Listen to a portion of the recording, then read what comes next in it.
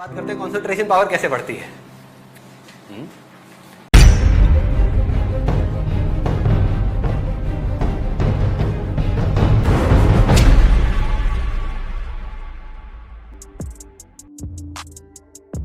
कहते हैं जब पढ़ाई करते हैं तो अगर पीछे आप कोई म्यूजिक ऑन कर लो तो पढ़ाई में ध्यान लग जाता है। ऐसे ही करते हो, लोग करते यही हैं लेकिन अनजाने में करते हैं। मैं आपको उसके पीछे लॉजिक बता रहा हूं कि रीजन क्या है और कैसे काम होता है।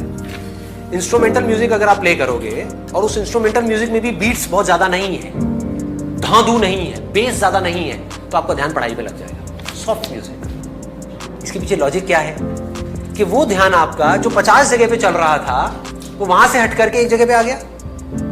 जब म्यूजिक सुनते हो तो क्या होता है, थोड़ी देर बाद में और थॉट्स आने बंद हो जाते हैं, सिर्फ म्यूजिक की तरफ ध्यान होता है और ध्यान होता है पढ़ाई की तरफ। तो ध्यान पहले जो 50 जगह पे था और पढ़ाई पे था, अब वो कहां पर है? एक जगह पर है, यानी कि म्यूजिक पर है और पढ़ाई पर है। दो जगह पर आ गया। तो अगर ध्यान दो जगह पर होगा उस ध्यान की पावर ज्यादा होगी, या ध्यान 100 जगह पर होगा उसकी ज्यादा होगी? दो जगह पर होगा। अब इस साउंड में देखो क्या होता है।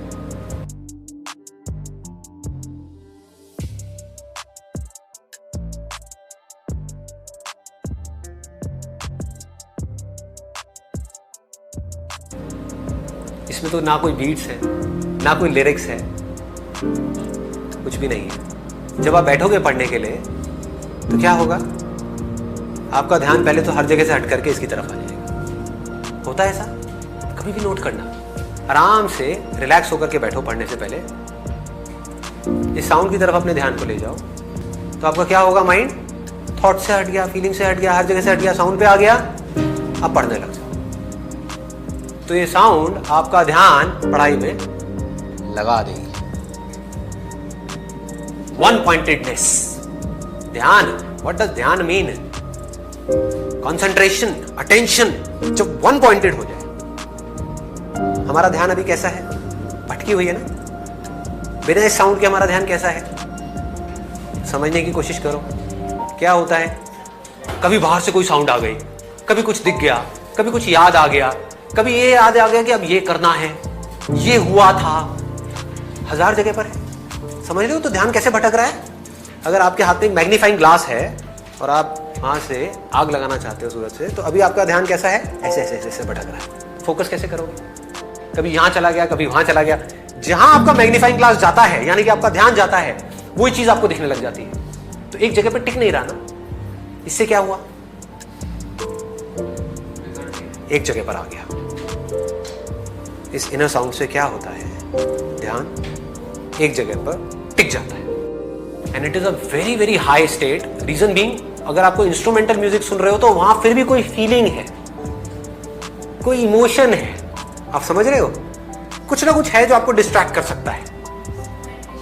ये बिल्कुल ही खाली है, जिसको बुद्धिज्म में एम्प्टीनेस बोलते हैं, शून्यता, जीरो।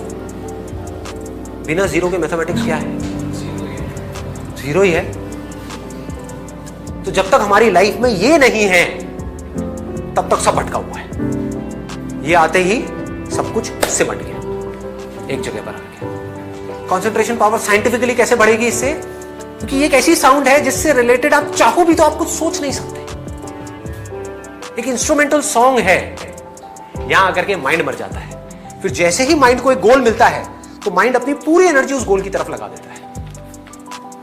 तो 2 घंटे में जो आप पढ़ाई करोगे, that will be equivalent to 20 घंटे की पढ़ाई उस आदमी के कंपैरिजन में जिसका ध्यान भटका हुआ है। 2 घंटे में जिसका ध्यान 1000 बार भटक रहा है, मान लो शुरू में आपका भी ध्यान 2 घंटे में 10 बार भटकता है, लेकिन उसका 1000 बार भटक रहा है। या आप ही का पहले 1000 बार भटकता था, अब सिर्फ 10 बार भटका। जैसे ही भटका, पढ़ाई से ध्यान को हटाया, ध्यान को ले गए साउंड की तरफ, पढ़ाई को छोड़ दिया 5 मिनट के लिए, फिर से एनर्जाइज हो गए। ये आपको एनर्जाइज कर देती है, कभी नोट किया है? एनर्जी से भर देगी, because this is the source of energy. तो यहां से आप एनर्जी से भर गए, भरते गए भरते गए भरते गए, फिर आधा घंटा पढ़ाई करी, ब्रेक लिया, थोड़ी देर इसको सुना, फिर पढ़ाई करी, बढ़ गई कंसंट्रेशन पावर।